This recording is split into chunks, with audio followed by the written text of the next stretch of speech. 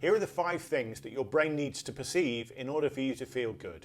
The first is safety. So your brain perceives things as either a threat or an opportunity. If you feel threatened, you're not likely to end up feeling good because you're going to face everything with anxiety and try to be on the defensive and avoid pain rather than actually seek positivity and seek to gain things.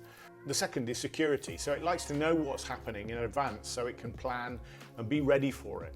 The problem is when everything is too safe and too secure, then it becomes far too predictable and we get stuck because there's nothing to look forward to. It wants to make predictions so that it can check whether it got them right. So if you survive and make prediction error, the brain gets excited and feels like it's learning. The third thing is sustenance. You've heard the phrase, you are what you eat. You are what you think as well, and what you put into your brain. So if you constantly feed your brain with nonsense and rubbish from social media and stuff that doesn't matter, that's what your brain is going to be. It's going to be made of all of these narratives that are useless and not serving you. That's why reading, learning, getting the right kind of rest and stimulation is really important for the brain. That's your sustenance. And that's where dopamine comes from, because when the brain feels like it's learning, when it's getting novelty that's useful, that's where dopamine comes from. The problem is, it doesn't really know what's useful or not until later on. And that's the bookkeeping, which is the 4th thing, that needs status. So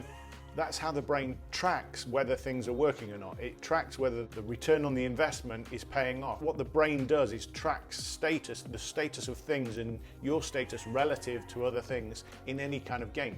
Are you where you wanted to be? Are you achieving your goals? Your brain is constantly doing this. How are you comparing to other people? Your brain is constantly tracking where you are in the status game.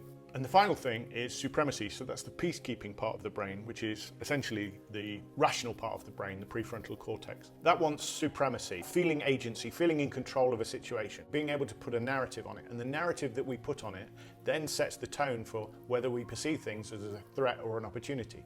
So the more control you have, the more you feel good about things, the more you're likely to think positive thoughts and not perceive things as a threat. And therefore, that's why feeling good, having a positive attitude, being in control of situation sets you up for a virtuous cycle rather than feeling threatened that sets you up for a vicious cycle. So they're the 5 S's, and it all starts with how you frame things. If you frame things as opportunities rather than threats, that sets the brain up for ownership rather than victimhood, and you've got a far better chance of feeling good and then creating this virtuous cycle.